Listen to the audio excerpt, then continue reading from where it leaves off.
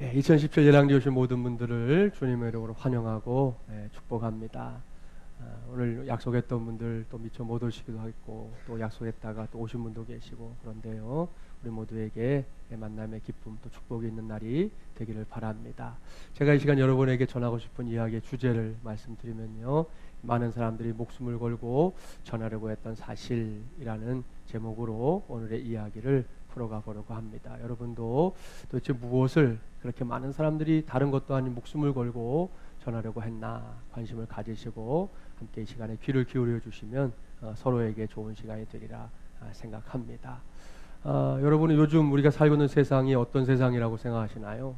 요즘 참 답답한 일들도 많고 한데요, 저는 개인적으로 어두운 세상이다 그렇게 생각을 하게 됩니다. 왜 이 세상이 어두운 것인가? 증거가 몇 가지 있는데요, 제일 첫 번째는 이 세상이 상식이 무너지고 있기 때문입니다. 상식이라는 것은 아시잖아요. 우리가 살면서 너나 할 것 없이 같이 공감할 수 있는 것, 이해가 되는 것, 수긍이 되고 받아들여지는 것, 그것이 상식인데, 그런 상식이 요즘 너무 많이 무너져 버렸다 하는 생각을 하게 되는데요, 몇 가지 사진을 좀 증거로 준비했습니다. 이 사진은 지난 여름에 있었던 일입니다. 보니까 반팔을 입었잖아요. 한 여성이 길거리에서 폭행을 당하고 있는 사진인데, 그 이유가 뭐냐? 이 여자분이 이제 어린 아이를 데리고 있었던 주부였는데 앞에 가고 있던 학생이 길거리에서 담배를 폈어요. 담배를 피니까 뒤에 가던 애기 엄마는 또 아이들이 담배 맞는 거 싫어하잖아요. 그래서 길거리에서 좀 담배 피는 거 아니니까 좀 꺼주세요 이렇게 부탁을 했는데, 그 부탁을 받으면 여러분 같으면 어떡하겠어요? 아유 죄송합니다 뭐 그러든지, 뭐 아니면 말하기 싫으면 그냥 쓱 꺼버리고 말든지 그러면 될 텐데, 돌아서서 그냥 인정사정 없이 이 주부에게 폭행을 가한 거예요. 길거리에서 담배 피는 사람에게 담배를 좀 꺼달라고 하는 그 일이, 그 말이 그렇게 폭행을 당할 만한 일인가요? 그렇지는 않은 것 같아요. 근데 그게 우리가 사는 세상에서 벌어진 일이었습니다. 두 번째도 참 기가 막힌데, 지난 10월 달입니다. 얼마 전이죠. 두 아가씨가 같은 방에서 룸메이트로 지냈는데, 한 룸메이트가 다른 친구에게 돈을 조금 빌렸었던 모양이죠. 그리고 아마 바로 갚질 않았는지 그 일에 대해서 이제 카톡 아시죠? 카톡에다가 다른 돈을 빌려준 자매가 뭐라고 조금 불편한 얘기 썼었던 모양이에요. 그것을 알게 된 이 상대방이 라면을 열심히 끓이다가 말고 그 뜨거운 물을 이 아가씨에게 그냥 갖다 부었어요. 그 피해를 입고 병원에 누워있는 피해자의 사진인데, 이 사람이 입은 화상이 뭐냐면 심도성 2도 화상이라고 해서 이렇게 뭔가 보니까 이 진피층 자체가 아주 괴사가 될 정도로 대인 화상을 그렇게 부른다고 그래요. 이 화상에 이제 병에 걸리게 되니까 오랜 시간 동안 치료도 해야 되지만, 치료한 다음에 또 정상적으로 돌아오느냐, 그럴 수 없다는 거죠. 당시에 출동했던 소방관이 인터뷰하는 걸 제가 봤는데, 이 피부가 흘러내리더라는 거예요. 얼마나 참 이 물이 뜨겁고 위험했던지 알 수 있는데요. 아무튼 물론 뒷담화하는 게 좋은 일은 아니지만, 또 그것이 저렇게 사람에게 위해를 가할 만한 일이냐, 다시 한번 묻지 않을 수 없습니다. 세 번째는 바로 얼마 전입니다. 11월 18일 토요일에 있었던 일인데, 충청도의 한 도시에서 일어난 일이에요. 중학생 2명, 15살 먹은 아이들이 술에 취해가지고 70대 택시기사 할아버지에게 폭행을 가해서 입건이 됐다 하는 뉴스 보도 사진입니다. 자, 뭐 몇 가지 예를 들어 드렸는데, 자, 이런 세상, 이게 상식이 통하는 세상인가요? 아닙니다. 상식이 무너져 내린 세상이다. 우리가 긍정할 수밖에 없는 좀 안타까운 현실이라는 걸 볼 수 있습니다. 두 번째로 세상이 어두운 이유는 사람을 이용하는 세상이 되고 있기 때문입니다. 뭐 이거 보면 다들 질색하실 텐데, 누군지 아시죠? 어금니 아빠라고 요즘에 유명해진, 쓸데없이 유명해진 사람이죠. 이영학이라는 사람의 사진입니다. 이 사람이 사람들을 어떻게 이용했어요? 사람들의 마음을 이용했어요.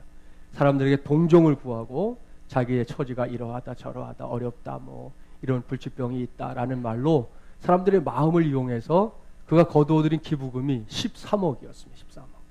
여기 계신 분들 중에 평생 13억 만져보지 못하고도 세상을 떠날 사람들도 있을 거예요. 그럴 만큼 큰 돈이죠. 그 중에서 자기 딸의 치료비로 쓴 돈은 고작 750만 원이 전부였다고 하니 이게 기가 막힐 노릇입니다.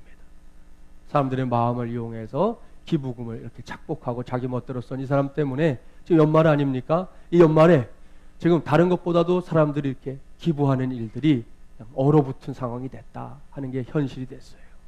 이제 올해 뭐 구세군 남비도 이 과연 목표액을 채울 수 있을까 염려하는 일이 됐고요. 왜냐하면 국민들이 그렇게 말하거든요. 이제는 썩어도 내가 그 돈 기부 안 한다. 이 사람 때문에 생긴 여파가 지금 그대로 우리 사회에 반영이 되고 있다는 걸 볼 수가 있습니다. 두 번째 사진은 뭐 같으세요? 우리 사회에서 요즘 벌어지는 일인데 소위 말하는 열정페이를 상징하는 그림입니다. 일은 시켜놓고 월급을 제대로 주지 않거나 적게 주거나 심지어 떼먹는 경우들도 있지 않습니까? 요즘 젊은이들이 일 때문에 아주 힘들어하죠. 일은 열심히 했는데 뭐 보너스 이런 건 둘째치고 원금 자체도 받지 못하게 될 그런 상황들에 놓이게 되는 경우들, 일은 많이 했지만 일한 거에 비하면 아주 박한 월급 때문에 허덕이는 일들, 우리 사회에 지금 매우 중요한 문제 중에 하나로 대두되고 있다는 거 아마 뉴스 보도에서 확인하셨을 거예요. 세 번째로 볼 것은 하나님께서 우리 인간에게 선물로 주신 이 성이 있습니다. 남성과 여성을 창조하셔서 남자와 여자로 만드시고 가정을 이루게 하시고 그 안에서 자녀를 번성하게 하시고 하는 이 성의 선물이 오늘날은 놀이개로 전락했다는 거죠. 그래서 요즘에 성추행, 성폭행 이런 말들 너무 자주 듣게 돼서 이제는 그 말 자체에 놀라지도 않는 우리의 현실이고요. 이런 현실 속에서 오죽하면 정부는 이 디지털 성범죄라는 신조어까지 만들어가면서 이 문제를 뿌리 뽑겠다 하고 나섰지만 다 아시죠? 이게 쉽게 뿌리 뽑힐 일이 아닙니다. 왜요? 사람들을 이용하려고 하는 사람들의 생각이 사라지지 않는 한 이 일은 절대로 지구상에서 사라지지 않을 겁니다. 앞으로도 계속되는 일이 될 것이 틀림없습니다. 여기서 우리 모두가 결코 잊지 말아야 할 것 한 가지 짚고 가겠습니다. 한번 따라서 할까요? 사람은 이용의 대상이 아니라 사랑의 대상이다. 할렐루야. 네, 그렇습니다. 여러분 평생 잊지 마셔야 돼요. 우리가 사람과 사람이 이렇게 어울려 사는 이 자체가 행복이고 우리의 기쁨이 되어야 되는데 사람들이 모여서 서로를 이용하려 들고 상대방을 나의 이익을 위해서 그 사람을 이용하려 들 때 어느 공동체든지 그 공동체의 기쁨, 행복은 깨질 수밖에 없는 것이죠. 여기 계신 모든 분들은 한평생 살면서 내 옆에 있는 그 사람 정말 사랑하며 살기를 바랍니다. 그것이 우리 하나님께서 우리 모두를 창조하신 뜻이라는 거 함께 기억해 주시기를 바랍니다. 자, 세 번째로 이 세상이 어두운 세상인 이유가 있습니다. 돈을 만능으로 하는 세상이 되어버렸기 때문입니다. 돈으로 사람들을 이렇게 놀이개처럼 부리려고 하는 사람들 많죠. 돈 가지고 협박하는 사람들도 있고 돈 가지고 자기 뜻대로 사람들을 좌지우지하려고 하는 그런 세상이 지금 우리가 사는 세상입니다. 그러다 보니까 여성들 많이 계시는데 여성들에게 좀 화가 나는 그런 그림을 하나 보여드리려고 해요. 자, 여기 보니까 화장품이 나왔어요. 국산 화장품. 저가를 쓰면 괴물이래, 괴물. 괴물. 자, 그 위에 뭐가 있습니까? 국산 화장품 고가가 있고 그 위에 수입 화장품이 있는데, 자, 국산 화장품 고가를 써야만 비로소 인간이다. 그리고 수입 화장품을 써야 엘프, 요정이다. 그런다는 거예요. 이게 지금 2017년 우리가 살고 있는 대한민국 안에서 사람들이 갖고 있는 생각, 심지어 화장품을 가지고 귀족과 평민을 나누는 그런 시대가 됐다라는 바로 얼마 전 뉴스 보도입니다. 참 어이가 없죠. 여러분 얼마짜리 쓰세요? 괴물이요? 우리 괴물 쓰신다 그러는데 제가 보기로 우리 집사는 절대 괴물 아니거든요. 천사지 천사. 천사. 세상은 이렇게 물질을 가지고 사람들을 자꾸만 좌지우지하려고 하고 또 평가하려고 하고 나누려고 하는 그런 시도를 막 끊임없이 하고 있습니다. 그런데 여러분, 우리 사회가 이 점에 있어서 사실은 큰 교훈을 받았던 적이 있어요. 여러분이 기억을 하고 계시는지 모르겠지만 좀 과거로 좀 가서 그때 충격적인 사건을 다시 한번 되짚어 보겠습니다.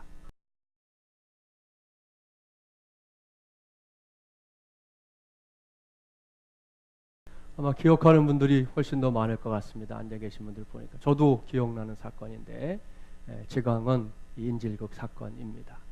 한 30여 년 정도가 흘렀는데요. 그 당시에 이 지강언니가 저 철장 안에서 큰 소리를 외쳤던 소리 우리가 알고 있지 않습니까? 유전, 무죄, 무전, 유죄라고 했습니다. 본인이 뭐 자기가 절도했던 게 있어요. 근데 그 절도한 것 때문에 오히려 감호 치료를 더 10년을 더 연장받는 그런 일들을 경험하면서 사람의 인간성이 파괴된 것이죠. 그런데 한쪽에서는 76억을 해먹은 사람은 오히려 똑같이 선고를 받고도 감형받아서 출소하고, 이런 일들이 우리 사회에서 막 벌어지는 것에 분노해서 이 사람이 결국은 탈주국을 벌이고 또 인질극까지 벌이다가 마지막에 자살당하고, 또 두 사람은 자살하고, 한 사람 강영일 씨가 살아남아서 얼마 전에 방송에 나와서 당시의 일을 회상하면서 이렇게 방송을 하기도 했었습니다. 아무튼 이 일을 벌어졌을 때 우리 사회가 다 반성하는 듯 했습니다. 그래, 맞아. 돈이 있다고 죄가 없고 돈이 없다고 죄가 있는 이건 현실이야. 이러면 안 된다. 사람 사는 세상이 이러면 안 된다라고 크게 반성했었지만 사실 그 반성이 그때로 끝났다는 거죠. 그 결과가 뭐냐? 여러분 인터넷에서 물질 만능주의의 폐해라고 이렇게 한번 쳐서 엔터를 딱 쳐보시면 사진이 나와요. 그 사진이 이런 사진이 나옵니다. 개가 10,000원짜리를 주니까 아주 좋아하고 반가워하잖아요. 근데 그 다음 사진이 중요해요. 1,000원짜리는 보지도 않아, 개도. 예? 우리가 살고 있는 이 사회, 물질 만능주의에 쩌들어 있는 사회를 비웃는, 꼬집는 하나의 사진을 볼 수 있을 겁니다. 이것이 오늘 우리가 살고 있는 세상의 한 단면인데요. 그럼에도 불구하고 여전히 돈이 만능이다 생각하십니까? 아닙니다. 돈은 절대로 만능이 아니에요. 착각하시면 안 돼요. 저도 여러분도 돈이 만능이라는 착각 속에 절대로 빠져들지 않기를 바랍니다. 그리고 누구든지 혹 그렇게 말하는 사람이 있거든 그 앞에 가서 자신 있게 NO! 라고 대답할 수 있는 우리 모두가 되기를 바랍니다. 그 증거를 몇 가지 좀 보여드리려고 그래요. 여러분이 한번 생각을 해보세요. 자, 돈으로 사람을 살 수 있죠. 사람 사서 일도 시킬 수 있고 할 수 있어요. 그런데 그 사람의 마음은 절대로 돈으로 사는 거 아닙니다. 돈을, 사람의 마음을, 이 돈을 살 수 있는 도구가 절대 될 수 없다는 것이죠. 또 두 번째 볼까요? 호화로운 집, 요즘 집들도 많이 짓고 이 동네도 집을 많이 짓고 있는데 그 중에서 좋은 집, 여러분 돈이 있으면 사실 수 있죠, 얼마든지. 그러나 그것으로 행복한 가정을 살 수는 없습니다. 이건 백날 수고해도 안 되는 것이죠. 또 볼까요? 돈으로 최고로 좋은 침대, 에이스의 에이스를 살 수도 있겠죠. 그러나 그것이 최상의 달콤한 잠을 보장해 주는 것은 절대로 아닙니다. 또 볼까요? 돈으로 맛있는 음식 사 먹을 수 있죠. 유명한 음식도 있고 수십만 원, 수백만 원 호가하는 음식도 사 먹을 수 있겠지만 마음으로부터 동하는 식욕은 절대로 돈으로 되지 않죠. 감기 하나 걸려도 입맛이 떡 떨어지는 게 사람인데 그걸 돈 주고서 과연 살 수 있겠냐는 거예요. 절대로 그럴 수 없는 것이죠. 마지막으로 한 가지만 더 말씀드리면 요즘 장례식도 굉장히 성대하게 하는 경우도 많아요. 장례식장 가보면 조화들이 쫙 서 있기도 하고 상조에서 나와가지고 제복을 입고 모든 걸 훌륭하고 멋지게 치를 수 있죠. 그렇지만 그것이 행복한 죽음이라고 그 누구도 단언할 수는 없는 것입니다. 보십시오. 이와 같은 증거들이 분명히 있지 않습니까? 우리가 사는 세상 돈으로 절대로 만능의 세상이 아니라는 거 우리는 절대로 잊지 말아야 되는데 지금 우리가 사는 세상은 여전히 돈이 만능이다 생각하다 보니 이 세상에 자꾸만 이렇게 어두워져 가는 것입니다. 여기까지 그저 크게 3가지 정도 이유를 들어서 설명했는데요.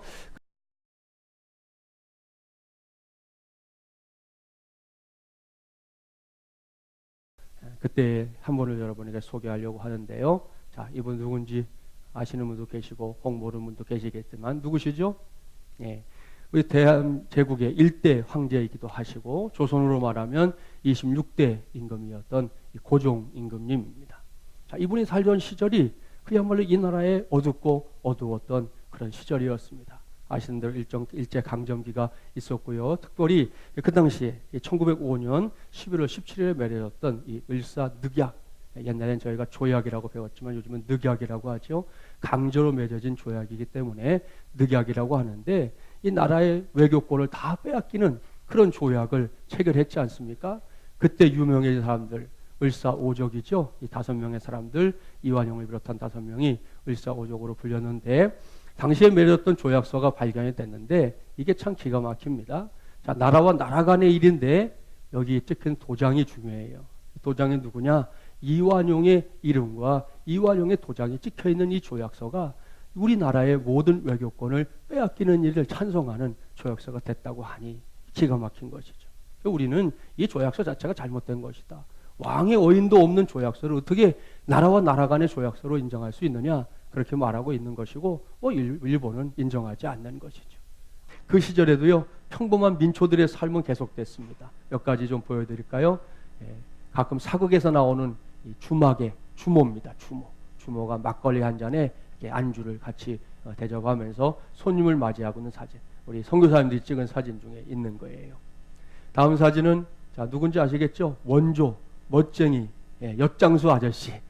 가위는 똑같죠. 지금도 저 가위 갖고 계신 분들 있잖아요. 여시오 하고 동네 달아냈던 아저씨가 나오고 있어요.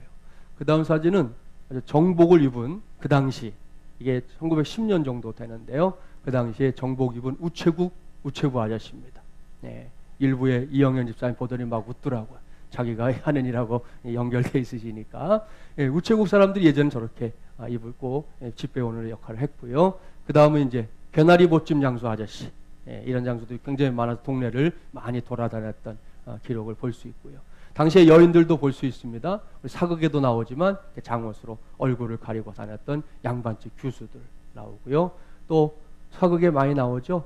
어느 기방의 기녀들이 춤추면서 손님들을 접대하고 있는 이런 모습들, 이런 사진들이 지금도 전해지고 있어요. 그야말로 지극히 평범한 사람들의 삶이죠. 저런 삶의 자리에 여러분 어느 날부터인가 이상한 사람들이 나타나기 시작했어요. 전에는 보지도 못했던 사람들, 말도 다르고 생김새도 다른 사람들이 나타나서 자꾸 뭘 했다는 거죠. 그들을 만나보겠습니다.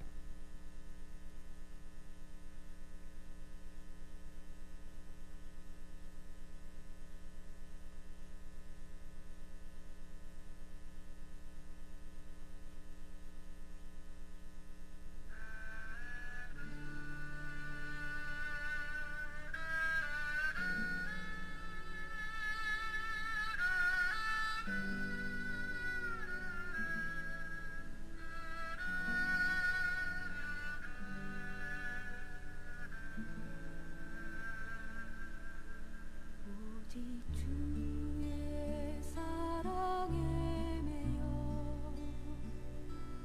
내 영 기뻐 노래합니다. 이 소망의 언덕 기쁨의 땅에서 주의 사랑 드립니다. 오직 주의 임재 안에 갇혀 내 영 기뻐 찬양합니다. 이 소명의 언덕 거룩한 땅에서 주께 경배드립니다. 주께서 주신 모든 은혜 나는 말할 수 없네. 내 영혼 즐거이 주 따르렵니다. 주께 내 삶 드립니다.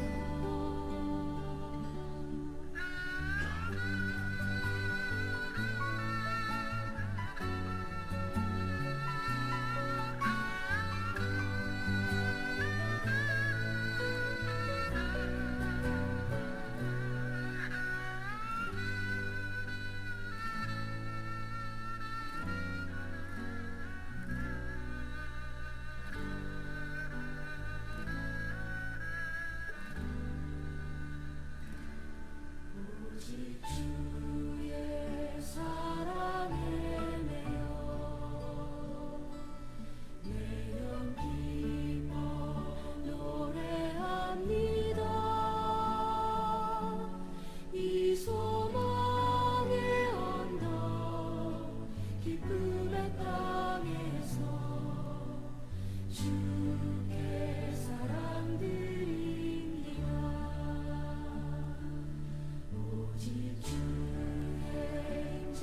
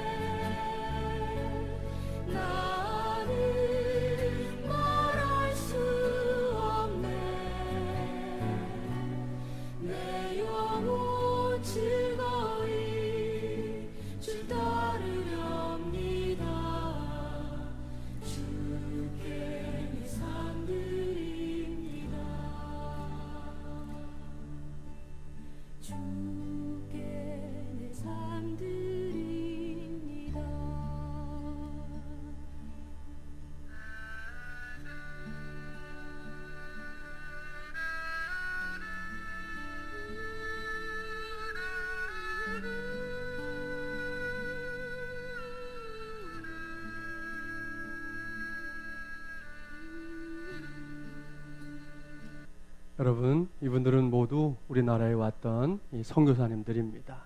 이분들은 당시에 어둡고 캄캄했던 이 땅에 빛이 되어준 존재들이었습니다. 보셨지만 그 당시에 살던 사람들 그저 하루하루 그저 살 뿐 미래에 대한 기약도 소망도 없이 그렇게 살던 이 땅에 이분들이 찾아와서 진정한 빛이 되어 주었습니다. 보신 대로 곳곳에 현대식 병원, 학교를 세웠습니다. 사람들을 치료해줬고 가르쳤습니다. 그 결과는 놀라웠습니다. 이 땅에서 문명이 사라지기 시작했고 이 땅에 많은 사람들이 인재로 자라게 됐습니다. 심지어 본국으로 유학을 보내서 공부시켜서 다시금 데리고 와서 이곳을 섬기겠다는 사람들도 많았고요. 또 본국에 가서 선교비 한 푼 받아다가 이 땅에 필요한 시설들을 만들기 위해서 얼마나 애를 썼는지 모릅니다.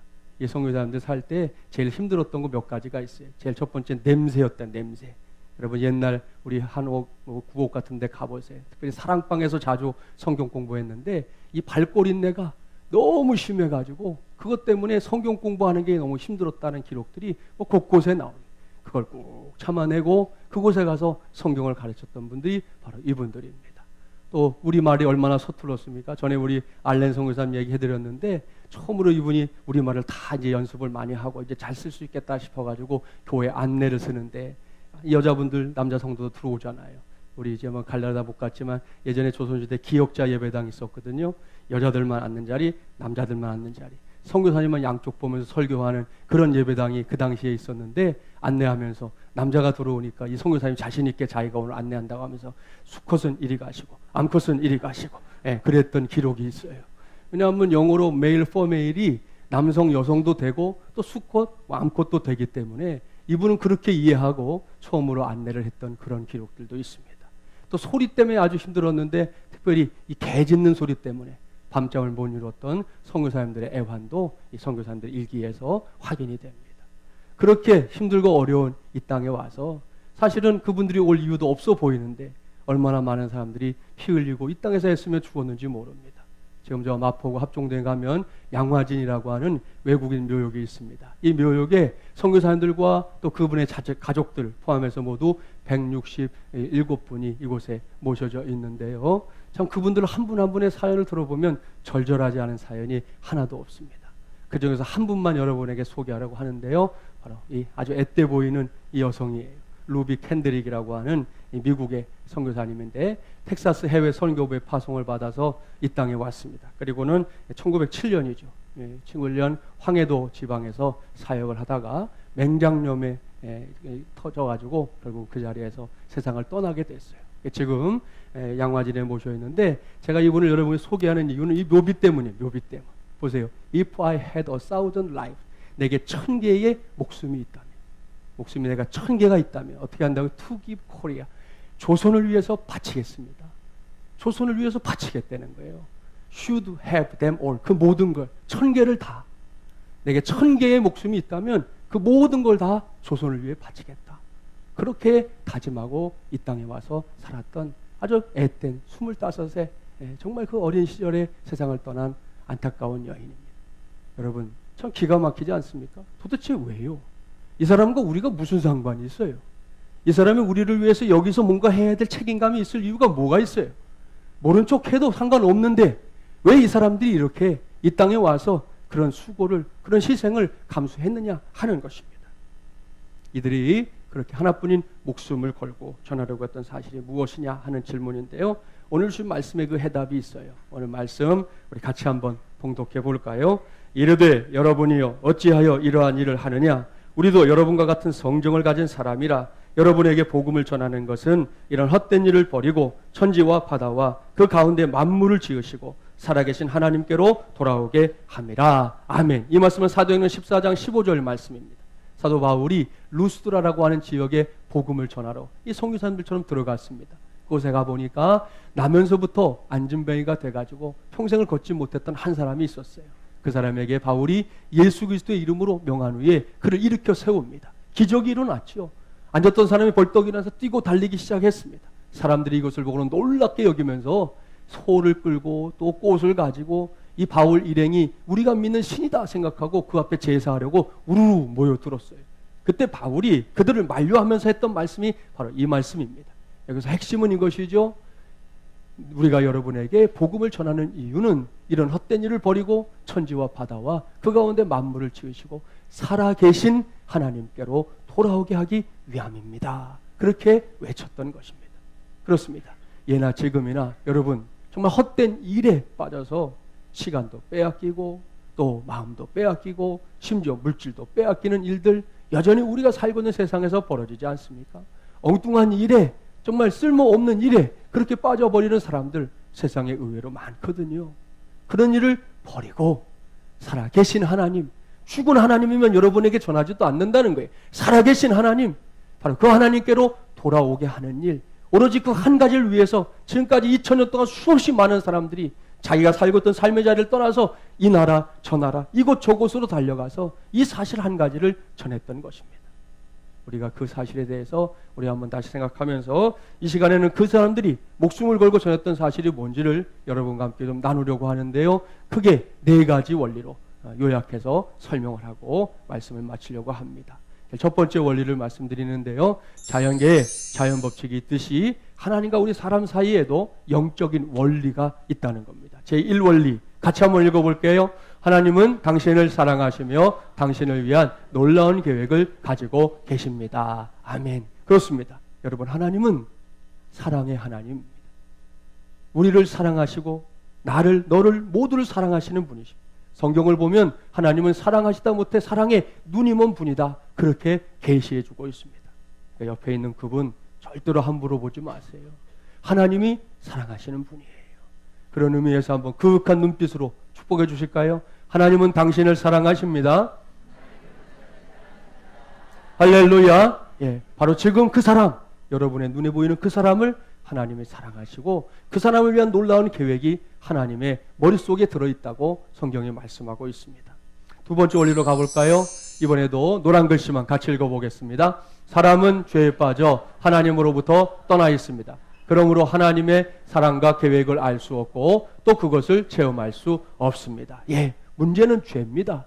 하나님이 우리를 창조하셨을 때 모습 그대로 우리가 있다면 아무런 문제가 없는데 여러분이 알고 있는 아담과 하와의 죄로부터 시작해서 오늘날 인류가 짓는 모든 죄들, 아까 우리 보았던 영상에 나오는 모든 것들이 다 죄악들이잖아요. 그런 죄들이 거룩하신 하나님과 우리 사이를 완전히 갈라놓은 것이죠. 우리가 다가가고자 하지만 다가갈 수 없도록 간격을 만들어 놓았다는 것이 성경의 선언입니다. 로마서 3장 23절 말씀 기록되어 있죠. 모든 사람이 죄를 범하였음에 하나님의 영광에 이르지 못하더니 라고 말씀합니다. 이 말씀을 그림으로 한번 설명을 해볼게요. 중요한 건 화살표입니다. 화살표. 자, 거룩하신 하나님과 죄에 빠진 인간 사이에 너무나 큰 간격이 생겼어요. 이 간격을 메꾸려고 하는 시도는 지난 2000년 동안 그 이전 세월에도 계속됐습니다. 사람들이 종교적인 방법을 통해서 철학적인 방법을 통해서 구제와 선행을 통해서 어떤 모양으로든 죄에 빠진 인간의 모습을 벗어나서 하나님께 도달하려고 애썼지만 그림에 나오는 대로 그 모든 수고가 헛수고였다는 것이죠. 누구도 하나님께 도달하지 못했습니다. 이 간격을 좁힐 사람이 없었다는 것이죠. 그러니까 사람으로서는 이것이 해결되지 않는 일이었기 때문에 하나님이 고심하기 시작했어요. 이 문제를 해결하고 싶어 하신 하나님께서 마침내 결론을 내리신 것이 바로 3원리에 등장합니다. 같이 한번 읽어볼까요? 예수 그리스도만이 사람의 죄를 해결할 수 있는 하나님의 유일한 길입니다. 당신은 그를 통하여 당신에 대한 하나님의 사랑과 계획을 알게 되며 또 그것을 체험하게 됩니다. 아멘. 그렇습니다. 여러분, 앞서 보았던 그림을 떠올리면서 다음 그림을 한번 비교를 해보세요. 똑같이 하나님과 사람 사이의 간격이 벌어져 있죠. 자, 그런데 화살표가 이번에도 중요합니다. 아까는 사람들이 올라가는 화살표였죠. 이번에는 하나님이 내려오는 화살표를 볼 수 있습니다. 하나님의 선택은 하나뿐인 아들 예수님을, 죄 없는 예수님을 이 땅에 보내셔서 저와 여러분의 모든 죄, 인류의 모든 죄를 다 짊어지고 십자가에 달려 죽게 하는 그 사건을 통해서 결국 하나님과 우리 사이에 벌어졌던 이 간격의 그 사이에 하나님이 원하시는 십자가의 다리를 놓아 주셨다는 것이죠. 이것이 성경의 가르침입니다. 여러분이 알고 있는 십자가 기억하시죠? 우리 예수님 골고다 언덕을 향해서 정말 모진 고난 속에서 그 길을 올라가셨습니다. 그리고 그 언덕 위에서 못 박혀 돌아가셨습니다. 높이 달리셔서 물 한 방울 피 한 방울 남김없이 다 흘리셨습니다. 그리고 감사하게도 사흘 뒤에 우리 예수님 부활하셔서 결국은 저와 여러분 온 인류의 구세주가 되어 주셨습니다. 이것이 성경의 가르침입니다. 자, 여기까지 세 가지 원리 아는 것 중요하지만 이것만으로 해결되는 것이 아닙니다. 마지막 원리가 남아 있는데요. 그 원리를 보겠습니다. 같이 한번 읽어볼까요? 우리 각 사람은 예수 그리스도를 나의 구주, 나의 하나님으로 영접해야 합니다. 그러면 우리는 우리 각 사람에 대한 하나님의 사랑과 계획을 알게 되며 또 그것을 체험하게 됩니다. 아멘. 그렇습니다. 그냥 아는 것에 그치면 안 됩니다. 우리의 신앙이 아는 것에도 그치기 때문에 오늘날 한국교회가 예전과는 좀 다른, 좀 좋은 영향력을 발휘하지 못할 때가 왕왕 있어요. 우리 믿음의 선배들은 믿은 대로 살았습니다. 성경의 가르침대로 살았습니다. 성경대로 살자. 그것이 그분들의 외침이었고 삶의 신조였습니다. 그래서 그 당시에 성도들이 많은 사람들의 존경을 받고 또 한국교회가 오늘의 모습을 갖추게 된 것이죠. 우리도 그저 아는 것에서 멈추면 안 됩니다. 오늘 교회 처음 오신 분들도 계실 터인데 이곳에 와서 알게 된 예수님 그냥 아는 것에서 그치지 마시고 그 예수님을 우리 안에 영접하는 일, 여기까지 갈 수 있는 우리 귀한 성도들이 되기를 주님의 이름으로 축복합니다. 이를 위해서 하나님의 약속의 말씀을 여러분에게 드립니다. 영접하는 자, 곧 그 이름을 믿는 자들에게는 하나님의 자녀가 되는 권세를 주셨으니 할렐루야. 예, 우리가 예수님을 영접한다는 것이 믿는다는 겁니다. 저와 여러분의 삶의 중심에 예수님을 모시겠습니다. 내가 내 모든 주권, 나에 대한 거 포기하고 하나님께, 주님께 모든 주권을 맡기고 제가 맞아드리겠습니다 라고 고백하는 그것이 영접인데요. 그렇게 되면 그냥 자녀가 되는 정도가 아니라 자녀로서 가지게 되는 모든 권세까지 주시겠다고 약속하셨습니다. 오늘날 세상 살이가 힘드니까 사람들이 자꾸만 이렇게 움츠러들고 기운 빠져 지내고 하는데요. 우리 예수 믿는 사람들은 그렇게 사는 거 아닙니다. 여러분, 우리보다 더 어두웠던 그 시절에 살았던 사람들도 아까 보셨잖아요. 그 시절에 예수님 때문에 그들이 행복해하고 기뻐하고 또 그 안에서 하나님께 영광이 되는 삶을 살았던 거 우리 기억하면서 이 어려운 시절이지만 우리 하나님을 의지하는 그 믿음 안에서 저와 여러분 모두가 하나님의 자녀되는 권세를 꼭 누리며 살게 되기를 주님의 이름으로 축복합니다. 그렇습니다. 그런 의미에서 한 번 더 축복합니다. 하나님은 당신을 사랑하십니다. 한 번 더 축복해 주세요. 죽도록 사랑하십니다. 한 번 더 축복합니다. 죽기까지 사랑하십니다. 할렐루야. 예, 여러분, 이 세상에 나를 위해 대신 죽어준 사람은 아무도 없습니다. 이 땅에 수없이 많은 종교들이 있지만 그 구세주가 나를 위해 죽었다고 하는 메시지를 가진 종교는 없습니다. 오직 기독교의 복음만이 나를 위해 예수님이 대신 죽으셨다는 복음을 갖고 있다는 거 기억하시고 나를 사랑하시되 죽기까지 사랑하시는 우리 하나님, 그 하나님이 오늘 여러분을 우리 성도들을 통해 초청하신 거예요. 오늘 이 자리에 오신 분들 바로 그런 마음을 알아주시고 하나님이 여러분의 삶을 이끌어 가실 수 있도록 우리 하나님께 맡기고 예수 그리스도를 영접하는 하나님의 사람들이 꼭 되시기를 바랍니다. 더불어 우리 하나님이 하시는 일, 결국 여러분을 향한 놀라운 계획 이제 가지고 계시다는 거. 가끔 자기가 태어난 거에 대해서 탄식하듯이 말하는 분들 있잖아요. 내가 왜 태어나가지고, 내가 어쩌다 이런 집구석에 태어나가지고, 이런 얘기들 많이 하잖아요. 여러분, 예수 믿는 사람들은 그런 말 안 해요. 왜냐하면 이 땅에 온 사람 중에 우연히 온 사람은 한 사람도 없기 때문이에요. 저도 하나님을 몰랐을 시절에 제가 살고 있는 환경에 대해서 좀 불만이 많았어요. 그때는 그런 얘기 저도 했어요. 내가 어쩌다가 이런 얘기 저도 했고, 먼저 떠나신 아버님에 대한 원망이 참 그 시절에 많았습니다. 왜 떠나시고, 당신은 좋아서 갔는지 모르는, 나는 이게 뭐냐고 이러고 떠들고 다녔던 때가 있었는데, 하나님을 만나고 나니까 그게 아니었어요. 하나님이 아버지셨고, 그 아버지 때문에 내가 여기까지 올 수 있었구나 하는 것을 늘 경험하며 삽니다. 사랑하는 여러분, 여러분 모두를 향한 하나님의 계획이 있습니다. 그 계획 절대로 놓치지 마시고 하나님 손 꼭 붙잡고 아무리 험하고 힘든 인생길을 할지라도 그 인생길에서 가장 승리하는 자리에 설 수 있는 우리 모두가 되기를 주님의 이름으로 간절히 축원합니다.